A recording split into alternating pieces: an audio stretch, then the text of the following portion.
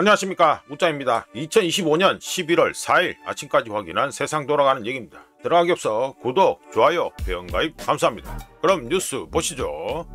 여당발 재판중지법 제동건 이재명 정쟁화 민심 위반 경계다. 경계를 한다고? 뭐 말은 맞지. 뭐 위반 경계 이유가 뭐야? 에이펙으로 끌어올린 국정동력 저하 우려. 요 에이펙 해가지고 지금 나온 거 여러 가지 있죠. 뭐 여러 가지를 말하기도 좀 그렇다. 솔직히 말해가지고. 뭐 미국하고 관세 협상 그거밖에 없는데, 미국하고 관세 협상 그거는요, 나중에 한번 지켜보세요. 어떻게 되는지. 핵잠에 대해서는 우짜가 계속해서 말씀드렸습니다. 굴하다. 대도 안 하는 소리다.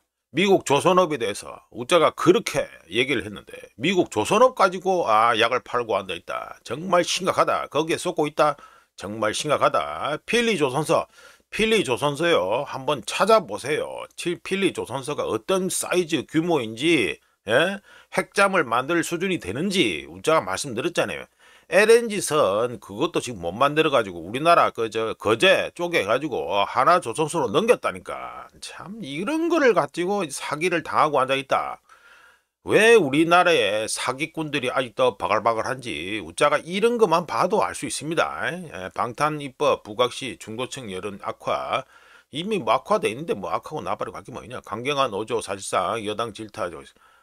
여기 뭐 지금 더불어는 보면 알겠지만 대통령이 한 3명은 되죠. 더불어. 그러니까 국회 쪽 하나 따로 있고 정청래라고 의심이 된다. 그리고 사적으로 해가지고 외부에 있는 것도 하나 있죠. 그 K5진리교 교주 하나 있고, 그 다음에 청와대, 그러니까 뭐 지금 대통령이 해가지고 있는 이재명하고 한 3명은 된다. 정신이 하나 없다. 예, 넘어가고요. 에이펙 효과 하는 경제심리 4년 3개월 만에 최고 7억. 아닌데? 어젠가 그저께 데이터 나온 건 아니었는데 계속 내려가는데 뭐 한미 관세 협상 타결? 뭘 얘기하는 거야 지금 이거? 에? 뉴스 심리지수, 야, 참, 가지 한다, 진짜. 이런 걸 쳐 끌고 오네. 뉴스 심리지수 이런 걸 들고 오네. 참 대단합니다. 연합지라시, 카바니 치려고 고생한다, 한지우이. 뭔 뉴스 심리지수 있다고를 갖다가 쳐두고 앉아있네. 이런 걸 가지고, 무슨, 뭐, 4년 몇 개월 만에 최대라고? LA 때려치아라만. 김정관 2천억 달러 대미 투자 한국 기업의 우선 활용 혜택이다. 이거 뭐 또 계속해서 입털고 앉아있네. 대미투자 미국투자위원회 플러스 한국협력위원회, 협력위원회? 돈 뜯기고 앉아있는데 협력위원회? 동의해야 된다. 동의해야 된다? 아니죠. 왜 이거 지금 투자위원회에서 동의를 합니까? 우리나라 돈을 갖다가 어디도 누구지 개 이름이요? 예? 3,500억 달러가 누구지 개 이름이냐고. 이거를 무슨 협력위원회를 가지고 동의하고 나발이고 있다고 소리하고. 아니지. 국회 비준을 받아야지. 예? 이거 뭐 팩트시트 이런 거라 꼴랑 발표하고 앉아가지고 3,500억 달러를 준다? 말도 안 되는 소리지. 오늘 내일 말 못하지만 늦지 않을 건. 똥 싸고 자빠졌네 진짜. 우짜 분명히 얘기합니다. 이미 한번 말씀드렸어요. 3,500억 달러입니다. 예? 한두 푼도 아니고 무려 3,500억 달러예요. 3,500억 달러면 그렇게 국민 처팔아놓고 국민 돈을 가지고 3,500억 달러를 준다 하는데, 그러면 3,500달러 주면은 국회 비준은 최소한 받아야 될 거 아니야. 무슨 위원회 동의 지구끼리 다 해가지고 알아 처먹고 다 잡기는 거예요? 말도 안 되는 소리지. 이거는 국회 비준 받아야 됩니다. 당연히 받아야 됩니다. 이거 안 하고 한다? 우짜가 보기엔 매국 놀아봐요. 예, 넘어가고요. 아니 한두 푼도 아니고 3,500억 달러인데 무슨 위원회 타령하고 팩트시트 타령을 하고 자빠졌습니까? 특검 추경호 윤석열한테 협조 요청받고 의총 장소 변경 판단. 특검이 판단한대, 그지? 구속영장에 즉시 윤석열하고 추경호하고 전후 홍장원, 조지호, 박한수 등과 연쇄통화 전화했다, 이거지. 윤석열이가 포고령 발표 후 급박 상황에서 추경호한테 대화해가지고 의총 장소 연속 변경이다. 요거는 조은석이 나와서 뭐 내란 특검 나와서 오지 않은데, 이거는요 그 핵심은 딴 게 아니고 윤석열하고 추경호하고 둘 중 하나가 말이 틀려지면은 그러면 되겠지만 윤석열하고 추경호가 끝까지 아니다, 우리 그런 말 한 적 없다 이러면요, 이거 뭐 어찌할 수가 없습니다. 그러면 나가리입니다. 너무 기대하지 마세요. 윤석열하고 추경호가 둘 다 죽는 짓을 갖다 선택할 가능성이 있겠어요 없겠어요? 당연히 없지. 뭐 다른 거 홍장원이고 뭐 이쪽은 그쪽하고 말이 틀리면은 틀린다 하더라도 우짜가 보기엔 추경호가 윤석열하고 다른 말을 할 가능성은 별로 없다. 이렇게 봅니다. 넘어가고요. 달러 환산 코스피도 차상 최고. 팬데믹 랠리 넘었다. 팬데믹 랠리 넘었다. 4년 5개월 만에 전고점 돌파. 올 들어 82% 급등. 올라서 좋겠네. 원달러 환율이 높은 수준? 높은 수준이 아니고 지금 말도 안 되는 수준이야. 무슨 높은 수준이냐? 이게 뭐 표현을 있다고 그러니. 이것도 한지우이네. 이거는 뭐 이거 뭐 더불어한테 이제 보여가지고 앞으로 뭐 한 자리 잡아먹으려고 그러나. 뭐야 뭐 말을 갖다 있다고 처리하고 앉았냐. 아니 환율이 1430원이 1430원. 뭐 그래가지고 환율로 환산해도 뭐 지금 이래 된다 이거 아니야.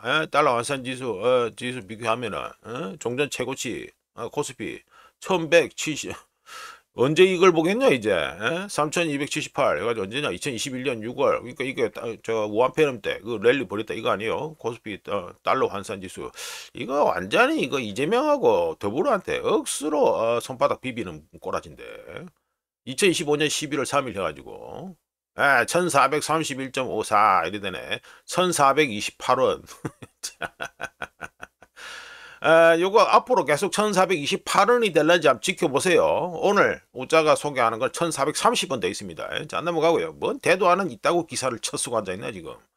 한중원 위안 통화 스와프 개신 5년 만기 4천억 위안 4천억 위안이면 달러로 환산하면 되죠. 어차피 이거 유동성하고 관련된 거기 때문에 달러로 환산하면 됩니다. 달러로 환산하면요 요게 490억 4천억 위안이니까 490억 3천만 달러가 됩니다. 내용은 짧네.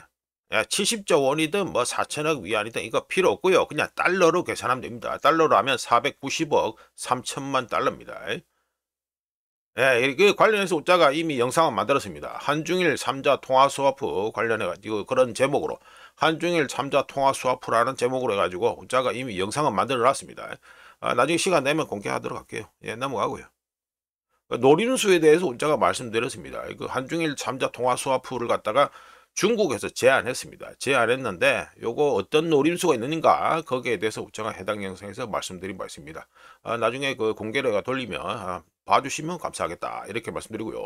자 보시면 해가지고 금덩이 보시죠. 금덩이하고 은덩이는 내년 1월까지 일단은 최소 내년 12월까지 아니죠 올해 12월까지는 심심풀이 땅콩으로만 본다. 그러니까 안 본다 이거죠. 그냥 어떻게 되는지 추세만 보면 되겠다 이렇게 말씀드립니다. 금덩이는 어제 가지고 0.05% 찔끔 하락해가지고 1온세 4,002.24달러가 됐습니다.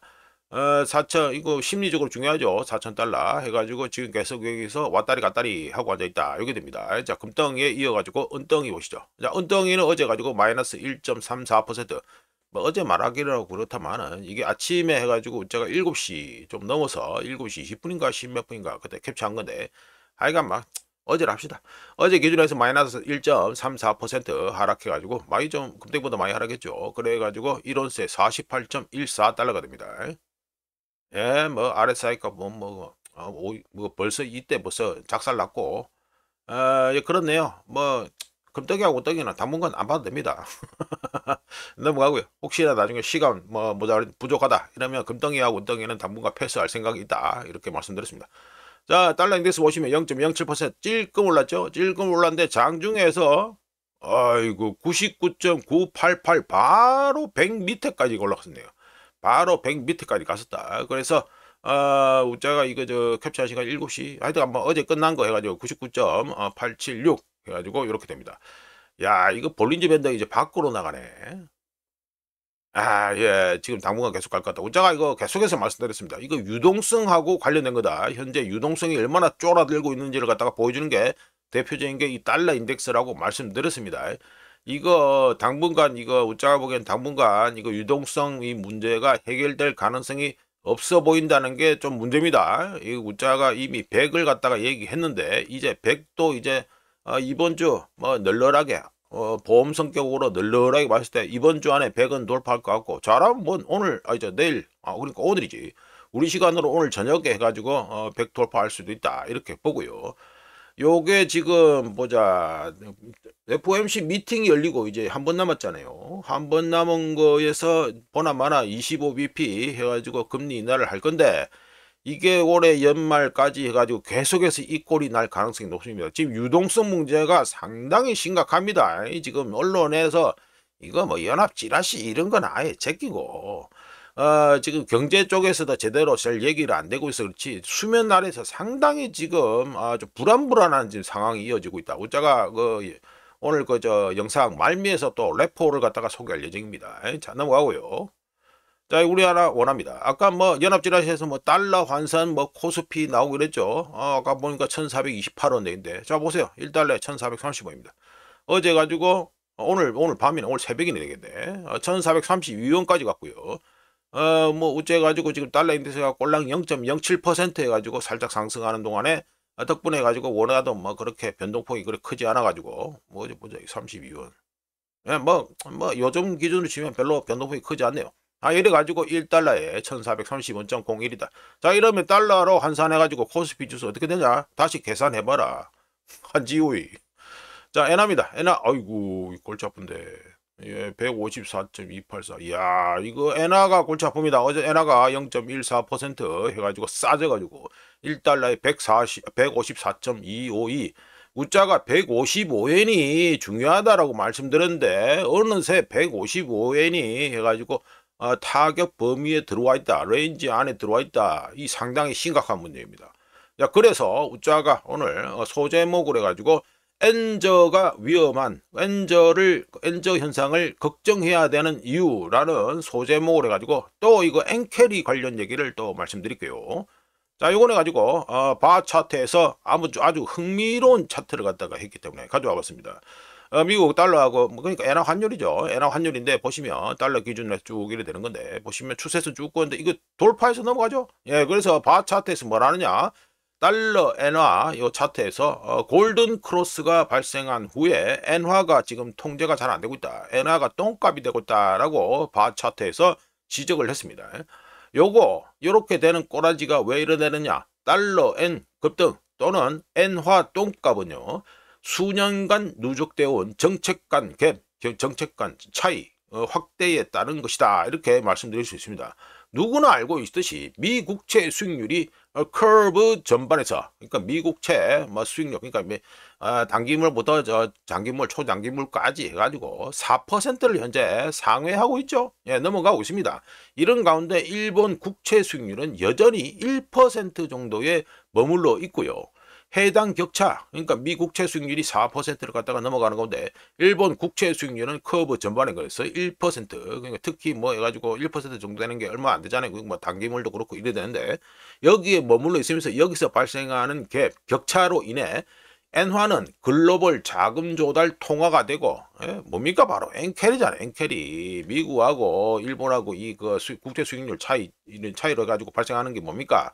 이거 엔캐리잖아요. 엔화는 글로벌 자금 조달 통화가 되고 저렴한 엔화를 빌려서 수익률이 높은 달러 자산을 매수한 후 차익을 땡기는 게 뭡니까? 바로 엔캐리잖아요. 엔캐리 트레이드. 이거 보면 해가지고 엔화를 갖다가 이렇게 땡겨온다. 땡겨가지고 이제 저 미국 등에 해가지고 돌린 다음에 해가지고 띵가 먹는 게 돈 띵가 먹는 겁니다. 이게 보시면 해가지고 인베스터 보러 해가지고 0.40% 버앤율 그러니까 연거해가지고 0.4%인데 달러로 투자하면 얼마입니까? 무려 5%를 따먹고 앉아있다.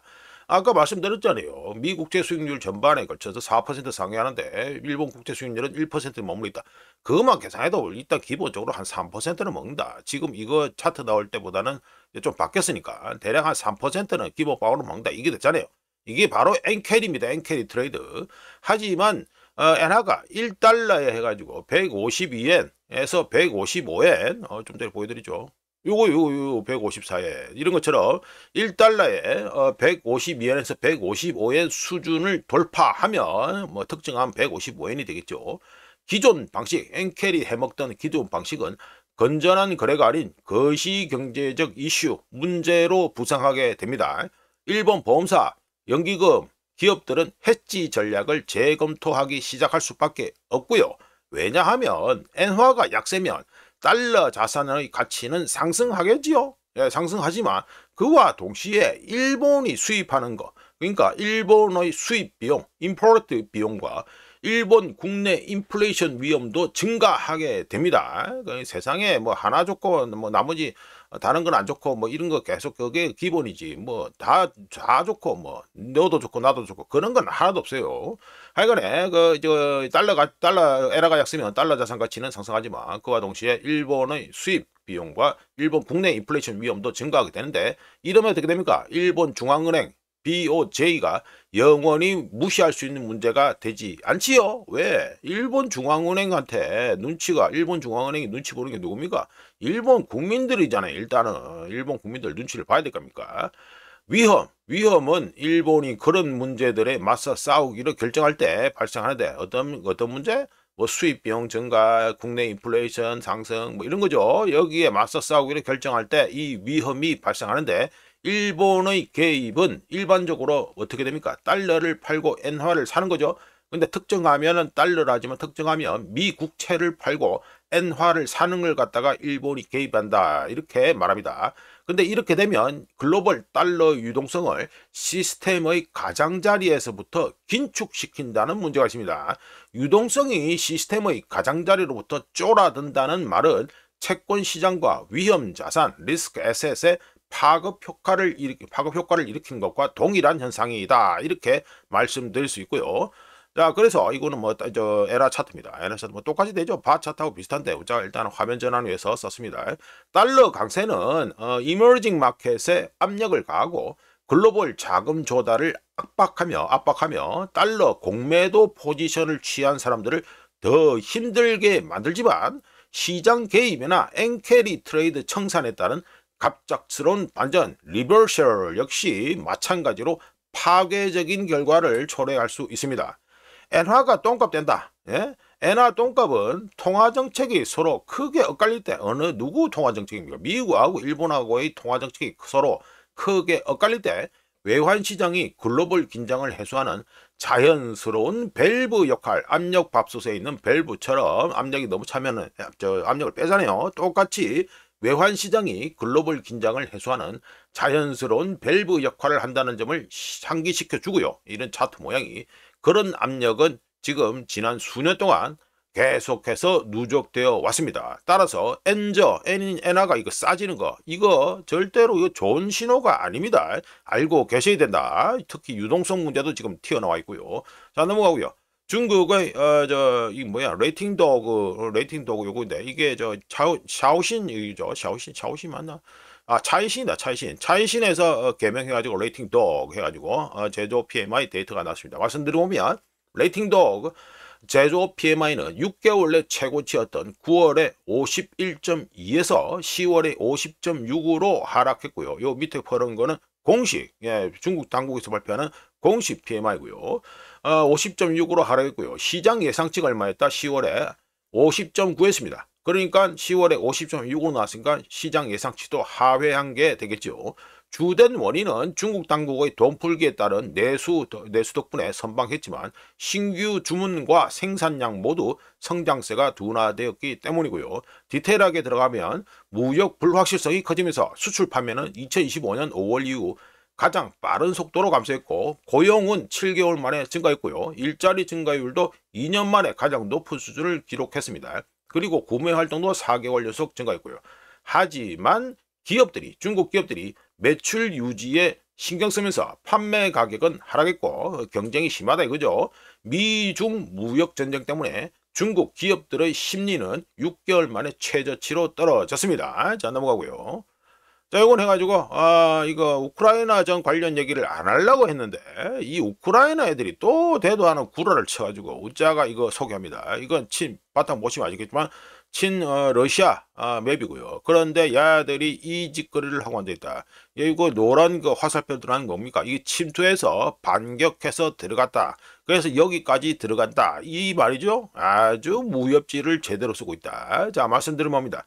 포크롭스크 깎아버리니까 얘기 안 하고 있죠. 뭐 얘기 안 하고 있는 건데 우크라이나 지상군 사령관 미하일로 드라파트가 지휘하는 우크라이나군 반격부대 그러니까 쿠판스크에서 국지적인 반격을 개시해서 러시아군의 주요 보급로, 그러니까 이거잖아, 이거 표시한 이겁니다.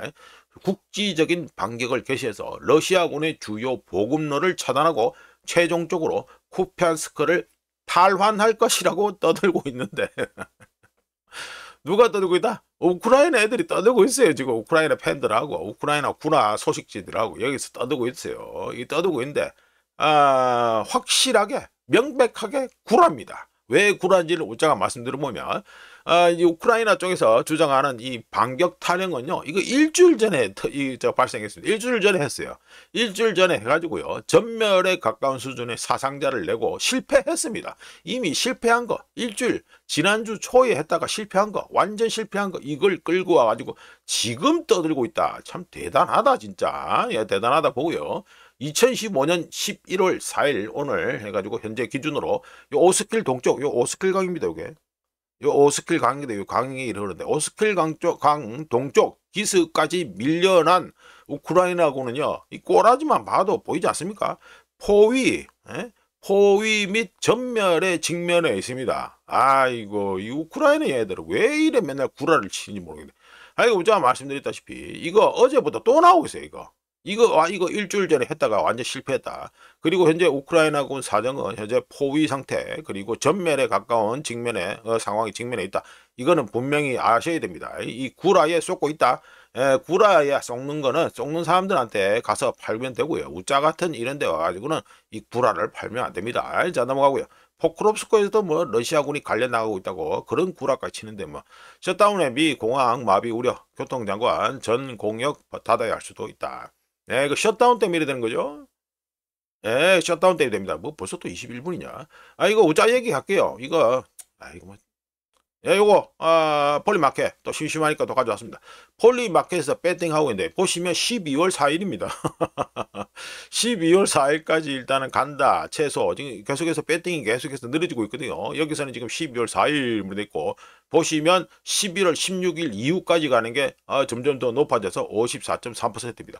나머지는 이제 점점 나가리 되는 분위기다 알게 되고요. 말씀드리면 셧다운이 11월 16일을 넘기면서 신기록을 세울 것이라는 배팅이 갈수록 우세해지고 있는 가운데 12월 4일도 등장했고요. 셧다운 시작하고 미국 부채는 하루마다 얼마씩 190억 달러, 30일 동안, 지난 30일 동안으로 계산하면 6천억 달러가 늘어났습니다. 미국의 부채가 어마어마하죠. 미국 부채가 6천억 달러가 무려 30일 만에 6천억 달러가 늘어났습니다. 2025년 10월 1일 셧다운이 시작된 후 미국의 비행기, 그러니까 여객기 손님 중 여객기에서 탑승하는 사람들 이 중에 320만 명이 결항이나 지연을 경험했고요. 11월 27일 추수감사절까지 셧다운이 이어진다. 셧다운이 이어진다. 계속된다. 이럴 경우에는 여객기 결항이나 지연을 경험할 미국인 숫자가 1천만 명을 넘어설 수 있다라는 예상이 현재 나온 상태입니다. 지금 문제가 뭡니까? 셧다운으로 인해서 비행기 안 뜨고 이런 것도 있지만 셧다운으로 인해서 공식 데이터, 특히 지금 가장 중요한 노동 및 고용 데이터가 안 나오고 있죠. 이 공식 데이터가 안 나오고 있습니다. 이런 가운데 패드는 뭡니까? 깜깜이 장님 상태에서 지금 현재 금리를 결정하고 있는 겁니다. 지금 상당히 심각한 상태입니다. 이게 시스템이 완전히 붕괴 상태예요. 이게 이런데 뭐 주식판 잘 올라가고 아이고 지금 이거 뭐 신선노름의 도끼자루 썩는지 모른다고 지금 꼬라지가 이 꼬라지입니다. 상당히 심각하다. 이거는 분명히 알고 계셔야 됩니다. 자, 폭풍 성장 멈췄나? 챗GPT 신규 사용자 급감. 네, 10월 신규는 94만 건 역대 최저 수준. 뭐 이건 넘어가고. 요거는 관련해서 이거 뭐지 24분이네. 여기 관련해서 우짜가 AI 인프라 버블이라는 영상을 이미 올렸는데요. 거기서 뭐 어떤 그 사례를 뭘로 들었냐? 두 개를 들었습니다. 설치는 되었지만 사용되지 않은 미사용 광섬유 케이블, 즉 다크 파이버 사례하고요. 그리고 MIT 연구를 통해서 지금 그나마 수익을 낼 수 있는 게 5%밖에 안 된다라는 MIT 연구를 인용해서 과도하게 구축된 AI 인프라 문제를 갖다가 우짜가 지적한 바 있습니다. AI 인프라 버블 영상에서 지적한 바 있습니다. 자, 넘어가고요. 자, 이번에 가지고 역대 최대 글로벌 주식판 랠리라는 소제목으로 말씀드립니다.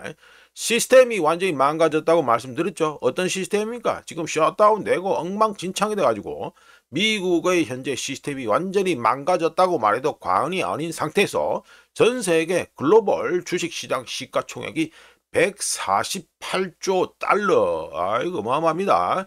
148조 달러로 올타임 하이를 기록했고요. 2005년부터 여기죠. 2005년 여기죠. 2005년 2005년부터 2025년 여기 적어놨잖아요. growth 2005, 2025 얘가 6.9% CAGR 근데 CAGR은 뭡니까? 연평균 성장률이죠. 요게 6.9%. 그냥 막 퉁쳐가지고 9% 하자. 2005년부터 2025년까지 연평균 주식반 성장률이 7%라고 할 수 있는데 2020년 여기죠. 2020년 우한폐렴 저점 여기죠. 요 저점 요거 저점 이후 현재까지 오른 게 얼마나 올랐다? 97%나 올랐습니다. 금액으로는 75조 달러나 올랐고요. 여기 오른 게 75조 달러가 늘어났다, 증가했습니다. 그리고 2025년 10월까지 해가지고 동기간 YTD 해가지고 보면은 증가율이 얼마다? 무려 19.3%입니다. 이 주식판. 뭐 우리나라 코스피만 잘 나가는 것 같아요? 아닙니다. 이렇게 증가하면서 6.9%, 7%이 평균값을 크게 웃돌고 있는 상태입니다.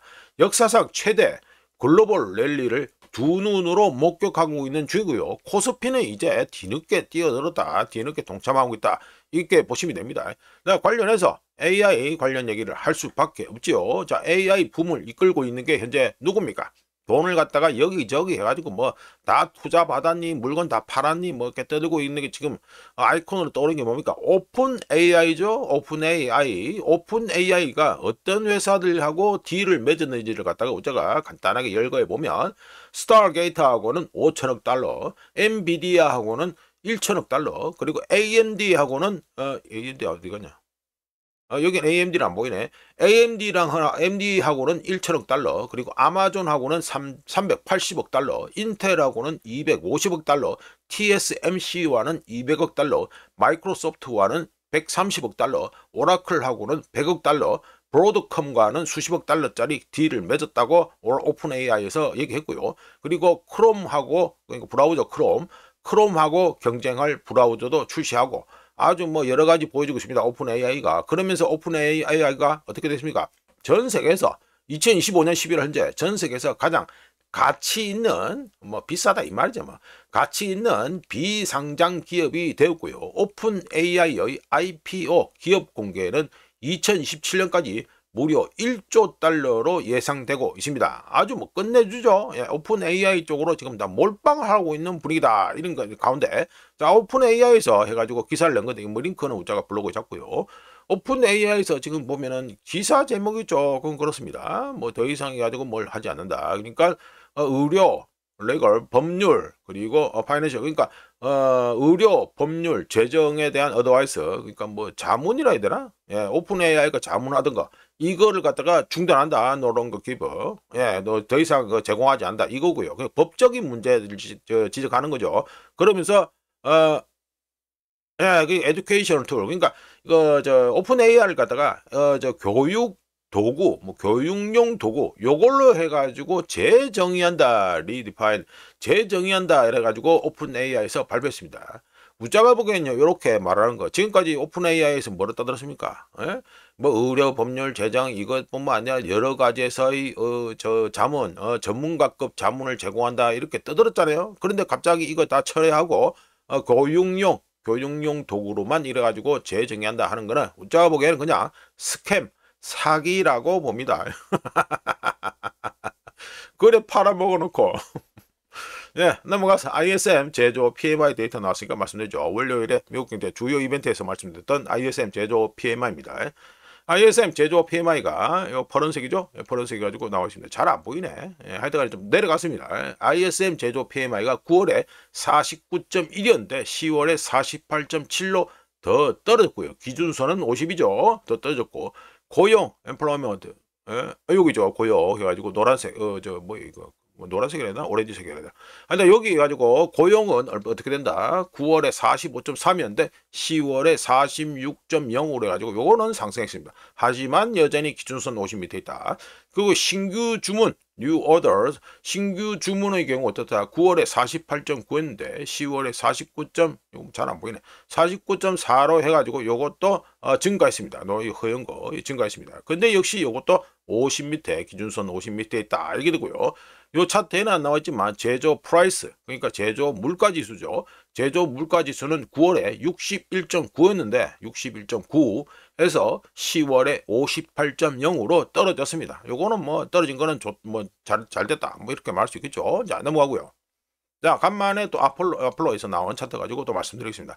보시면 예, 미국의 테크 쪽 일을 갖다가 일에서 차지하는 비율이 캘리포니아가 차지하는 비율이 뚝 떨어졌다 이게 됩니다. 지금 보시면 해가지고 예 우한폐렴 이후에는 20% 됐는데 뚝 떨어져가지고 요렇게 많이 떨어졌다 이게 됩니다. 자 말씀드려보면 차트에서 확인되듯이 아폴로 차트에서 확인되듯이 미국 전체 테크 부분 일자리 중에서 테크 관련 일자리 중에서 캘리포니아가 차지하는 비중이 2008년 금융위기 때보다 이거죠. 2008년 금융위기 때보다 더 줄었습니다. 더 내려갔습니다. 캘리포니아는 이미 잘 알고 계시다시피 뭐가 있습니까? 실리콘밸리가 있잖아요. 덕분에 캘리포니아는 테크 기술 쪽에 있어서는 독점적인 지위를 가지고 있었고 지난 수십 년 동안 실리콘밸리는 혁신의 아이콘이었습니다. 하지만 2020년 우한폐렴 이후 캘리포니아와 실리콘밸리의 매력은 약해진 상태입니다. 왜 그럽니까? 미국에 관심 있는 분들은 이미 알고 있다시피 캘리포니아 비용 각종 비용 상당히 높죠. 기름값도 미국에서 제일 비싸죠. 인플레이션도 쩔죠. 하여간에 높은 비용 그리고 주택 부족 그리고 캘리포니아 주 당국의 정책 그리고 삶의 질 저하로 인해 스타트업 기업들과 인재들이 텍사스 오스틴 그리고 마이애미 시애틀 같은 지역으로 갔기 때문입니다. 이동해 갔기 때문이다. 이렇게 됩니다. 게다가 원격 근무가 또 중요하죠. 원격 근무로 인해 살고 있는 곳 또는 거주지는 중요하지 않게 되었죠. 사는 곳이 어딘지는 중요하지 않게 됐습니다. 덕분에 기업들은 인재와 비용을 합리적인 곳에서 채용하기 시작했고 이 덕분에 캘리포니아 지역 경제는 현재 붕괴 상태로 현재 내몰리고 있는 중입니다.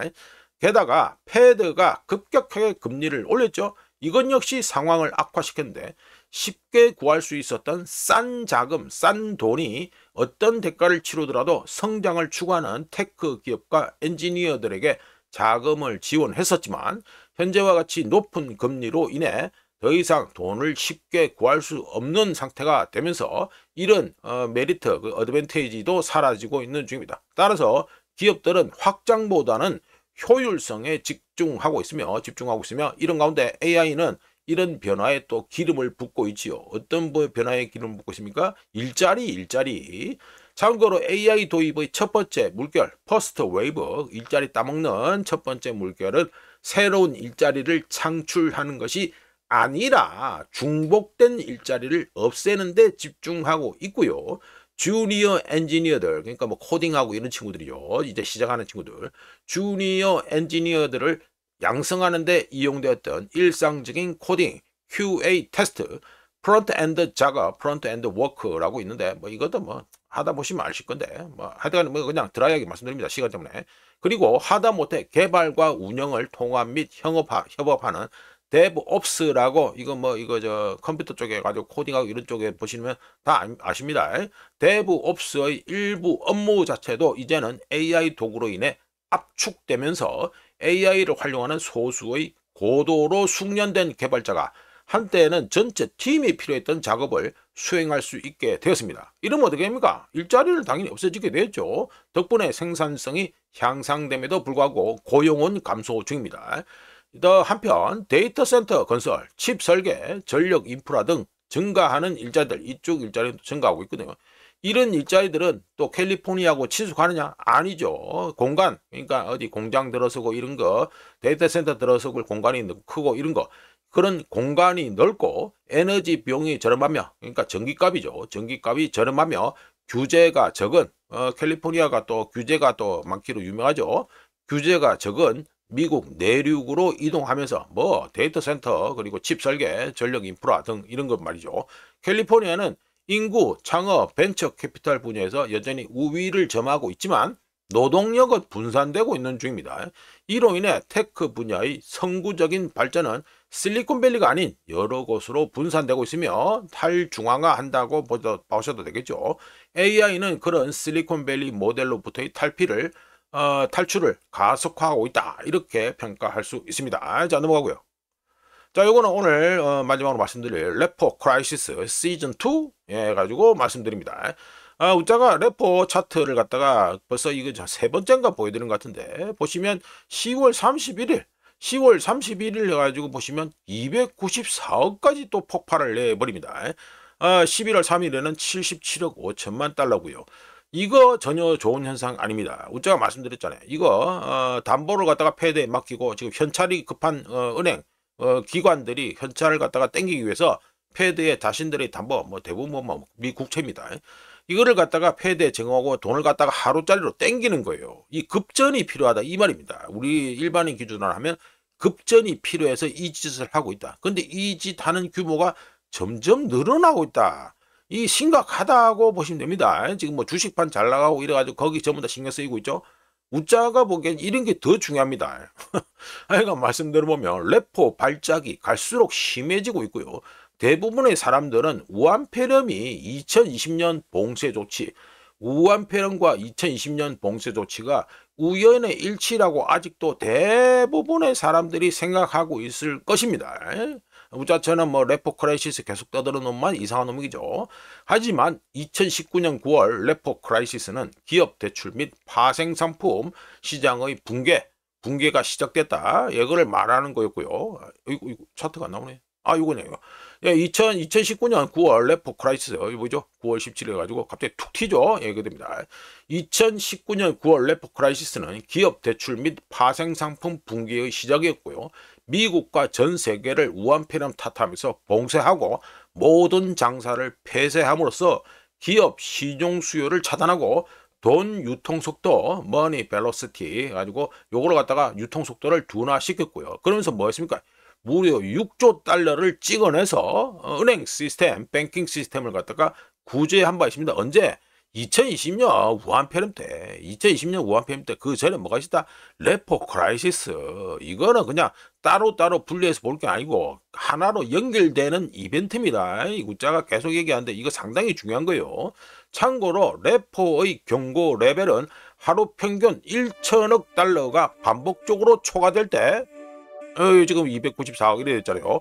근데 레포 크라이시스 지난 시즌 때를 봤을 때 레포 경고 레벨은 1천억 달러가 반복적으로 초과될 때 오래됩니다. 우짜가 그냥 아주 고지식하게 1천억 달러랬는데 지금 지난번 레포 크라이시스만 하더라도 이거 408억 달러 이래 되고요. 중요한 건 레포 금리죠. 레포 금리 폭발하고 이걸 봐야 되는데 일단은 우짜가 편의상 레포 금리는 패스했습니다. 하여간에 레포의 경고 레벨은 하루 평균 1천억 달러가 반복적으로 초과될 때, 그리고 하루 평균 2천억 달러가 초과되면 심각한 시스템ik 이슈, 시스템적 문제가 발생했다라고 보면 됩니다. 레포 크라이시스 시즌2 가나요? 네, 상당히 중요하다. 이거 분명히 잘 보셔야 됩니다. 우짜가 계속해서 지금 말씀드리고 있다. 상당히 관심 가지고 보셔야 된다, 이렇게 말씀드립니다. 자, 이렇게 해서 2025년 11월 4일 아침까지 확인한 세상 돌아가는 되겠습니다. 구독, 좋아요, 회원가입 감사합니다. 내일 또 찾아뵙겠습니다.